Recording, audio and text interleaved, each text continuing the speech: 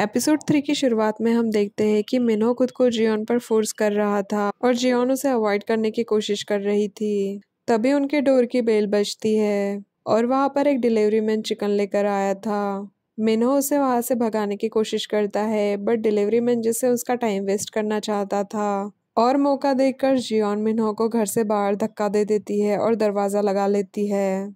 तब मिन्हो बाहर से दरवाजा पीटने लगता है, बट जियोन दरवाजा नहीं खोलती। वो मिन्हो को मैसेज कर देती है। वो मिन्हो से कहती है कि उसे सोचने के लिए थोड़ा और वक्त चाहिए। तब मिन्हो भी उसकी बात मान लेता है और वहां से चला जाता है। और हम देखते हैं कि वो डिलीवरी मैन जियोक ने वहां पर भेजा था, जैसे उसे पहले से ही पता हो कि जियोन को किसी की हेल्प की जरूरत है।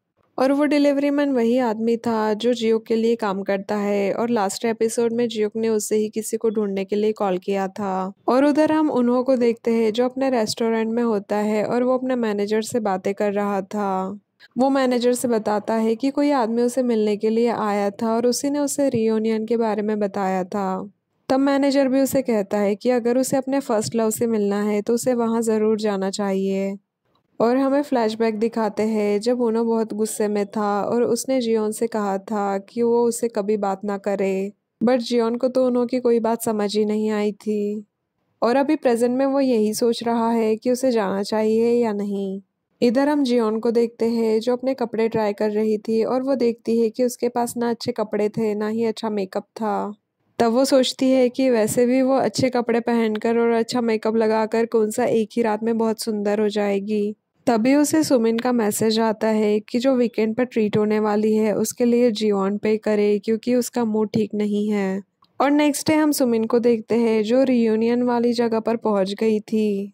वो वहां से जियोन को मैसेज करती है जल्दी आने के लिए और बाद में अंदर चली जाती है। और हम देखते हैं कि वो काफी पॉपुलर थी, सब लोग उसकी बहुत तारीफें कर रहे थे। और बाद में वो सबको बताती है कि उसने जियोन को भी वहां पर बुलाया है। ये सुनकर बहुत से लोगों का मुंह उतर जाता है।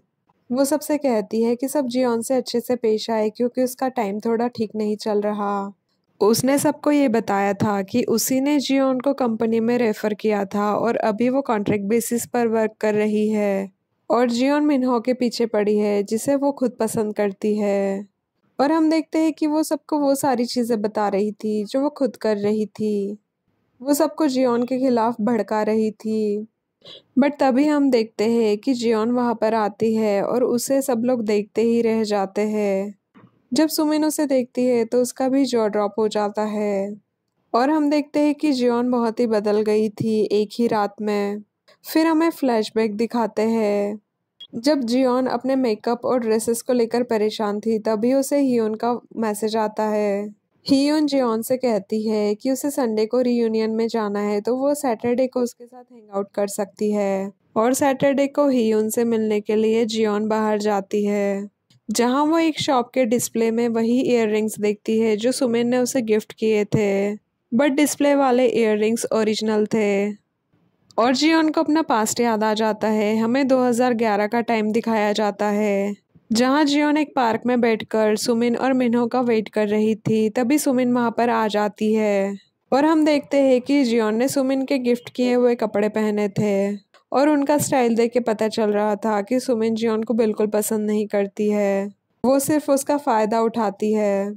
बाद में मिन्हो भी वहां पर आ जाता है और फिर वो लोग पिकनिक स्पॉट पर जाते हैं। बट हम देखते हैं कि जियोन ने ही सारा सामान उठा के रखा था।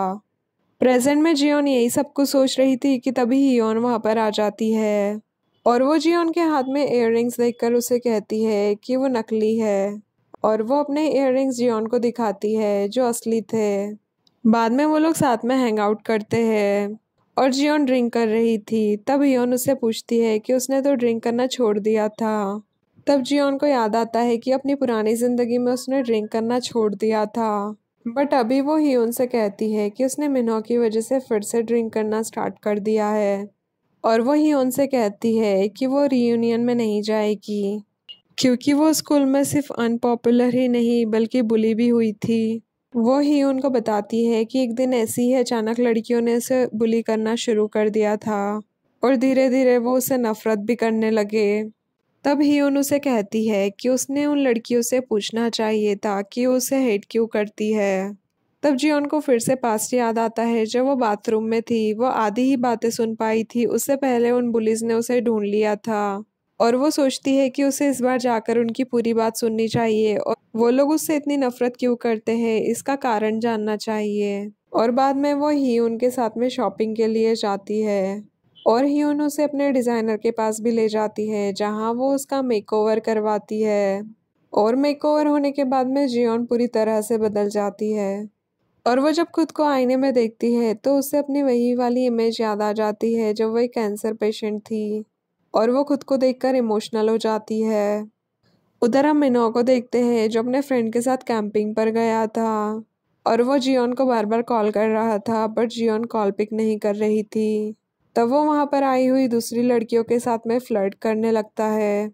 इधर रात को जियोन जब सो रही थी तब उसे सपना आता है जिसमें अपनी पास्ट लाइफ देखती है। तब वो घबरा कर उठ जाती है बट जब वो खुद को देखती है तब वो ही उनको थैंक्स कहती है उसे इतना बदलने के लिए। और जब वो अपना फ़ोन चेक करती है तो उसे मिस्टर किम का मैसेज आया था। उन्होंने मैसेज में कहा था कि उन्होंने जियोन का प्रपोजल देखा है और वो टीम में सुमिन को ऐड कर रहे हैं ताकि वो जियोन की गलतियां सुधार सके। तभी उसे सुमिन का कॉल आ जाता है। वो उससे पूछती है कि आज उसने क्या किया। तब वो बताती है कि वो ही उनके साथ बाहर गई थी। ये सुनकर सुमिन को जलस होता है। वो जियोन से पूछती है कि क्या वो उससे गुस्सा है। तब जियोन उसे पूछती है कि क्या उसने कुछ ऐसा किया है जिसे उसे गुस्सा होना चाहिए। तब सुमिन मना करती है और बाद में वो अपनी मीठी मीठी बातें बोलकर जियोन को फंसाने की कोशिश करती है। वो उससे उसका प्रपोजल मांगती है बट जियोन सीधे मना कर देती है। जियोन उसे कहती है कि वो अगली बार उसे कुछ अच्छा आइडिया देगी उसका प्रपोजल बनाने के लिए। और वो उसे ये भी कहती है कि वो ऑफिस में उसे नाम से ना बुलाया करे क्योंकि जियोन एक असिस्टेंट मैनेजर थी और सुमिन से काफ़ी सीनियर थी, तो सुमिन को अपनी लाइंस क्रॉस नहीं करना चाहिए। ये सुनकर तो सुमिन को और भी गुस्सा आने लगता है बट वो कुछ भी शो नहीं होने देती। बाद में वो जियोन को मैसेज करती है और खाने पर टाइम से आने के लिए कहती है और वो वही इयररिंग्स पहनी हुई थी जो उसने जियोन को भी गिफ्ट किए थे और उसका पहले से ही प्लान था जियोन को नीचा दिखाने का। वो अकेले ही बड़बड़ कर रही थी कि जियोन अपनी जगह भूल गई है और उसे उसकी औकात याद दिलानी पड़ेगी। और हम देखते हैं कि सुमिन उस वक्त मिस्टर किम के साथ थी। वो फिर से उन्हें बटर लगाने की कोशिश कर रही थी और वो प्रपोजल में जियोन का नाम कटवा देती है। और अब प्रेजेंट में रीयूनियन के डिनर का टाइम होता है जहां जियोन पहुंच गई थी। वो बहुत ही कॉन्फिडेंट थी। जब पुलिस उसके इयररिंग्स नोटिस करते हैं तो वो उसे कहते हैं कि वो सुमिन को कॉपी कर रही है बट जियोन के पास वाला एक लड़का कहता है कि जियोन के इयररिंग्स ज़्यादा खूबसूरत है और सुमिन के इयररिंग्स चीप लग रहे हैं। अब जियोन तो यहाँ पर उन पुलिस की वो अधूरी बात सुनने आई थी जो पहले नहीं सुन पाई थी, इसलिए वो वॉशरूम में चली जाती है और इधर बाहर सुमिन गुस्से में अपनी इयररिंग्स निकाल देती है। बाद में पुलिस वॉशरूम में जाकर जियोन की बुराइयां करने लगती है और जब उनके ध्यान में आता है कि जियोन वहां पर है और वो जियोन के वॉशरूम का दरवाज़ा खोलते उससे पहले ही जियोन खुद बाहर आ जाती है और वो उनसे पूछने लगती है कि उसने ऐसा क्या किया है जो उसे इतना नफरत करते हैं। तब वो पुलिस कहती है कि वो सुमिन की हर एक चीज़ को कॉपी करती है, यहाँ तक कि इयररिंग्स भी कॉपी किया है। तब जियोन उन्हें वो लेटर दिखाती है जो सुमिन ने उसे लिखा था और साथ ही वो इयररिंग्स भी। वो कहती है कि इयररिंग्स नकली थे तो उसने अपने पैसों से असली इयररिंग्स खरीदे हैं। तब वो उसे कहते हैं कि उसने हाई स्कूल में सुमिन को यूनो से ब्रेकअप करने के लिए कहा था। सुमिन ने ही उसको इतनी अच्छी कंपनी में रेफर किया है और अब वो उसके बॉयफ्रेंड को हथियाने की कोशिश कर रही है। तब वो उन पुलिस को अपना कार्ड दिखाती है जिसपे उसकी पोजीशन असिस्टेंट मैनेजर की थी। वो उन्हें बताती है कि सुमिन खुद एक कॉन्ट्रैक्ट वर्कर है जिसको उसने रेफर किया था और वो जिसे अपना बॉयफ्रेंड बता रही है मिनहो, वो उसका बॉयफ्रेंड है। और वो उसी वक्त मिनहो को कॉल करती है और उनकी बात मिनहो से करवाती है और उन पुलिस को एक करारा जवाब देकर वो वहाँ से जाने लगती है बट वो फिर से उसके पास आकर उसे परेशान करने लगते हैं। वो उसे कहते हैं कि बाकी सब तो ठीक है मगर हाई स्कूल में उसने सुमिन का यूनो से ब्रेकअप क्यों करवाया था। वो सबको बताती है कि वो हाई स्कूल में यूनो को पसंद तो करती थी बट उसने कभी सुमिन का यूनो से ब्रेकअप नहीं करवाया। वो सुमिन से पूछती है कि क्या उसने कभी यूनो को डेट किया था तब सुमिन उसे कहती है कि वो यूनो को पसंद करती थी और ये बात उसे पता थी, इसलिए उसने कभी नहीं बताया कि वो यूनो को डेट कर रही है। तब जियोन उन बुलिस से कहती है कि अगर उसे ये बात पता ही नहीं थी कि वो दोनों डेट कर रहे हैं तो उनका ब्रेकअप कैसे करवा सकती है। बट बुलिस की अकल तो जैसे घुटनों में थी, वो समझने के लिए रेडी ही नहीं थी। और सुमिन भी बहुत ही इनोसेंट बनने की कोशिश करती है।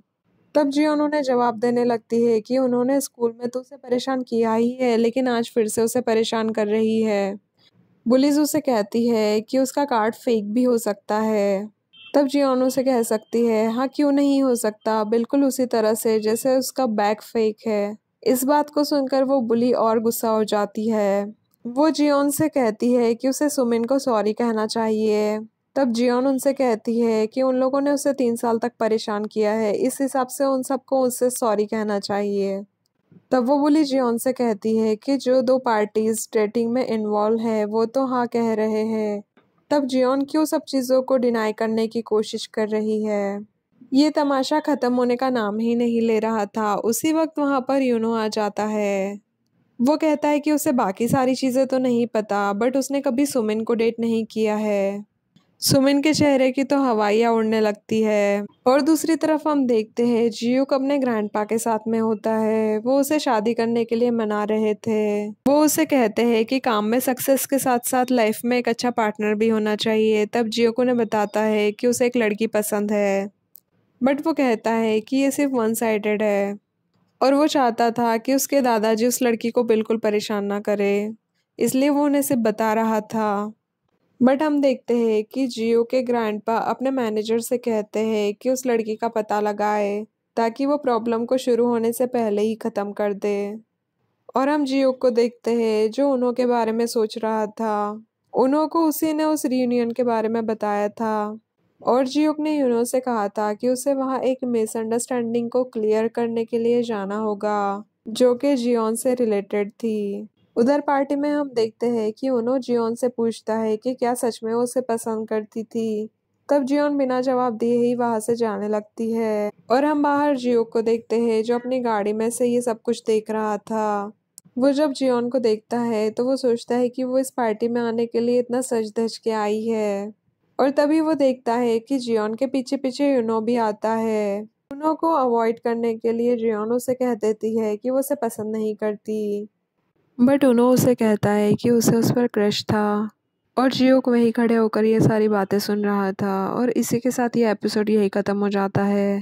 Thank you for watching. If you liked what you saw, make sure to subscribe for more content.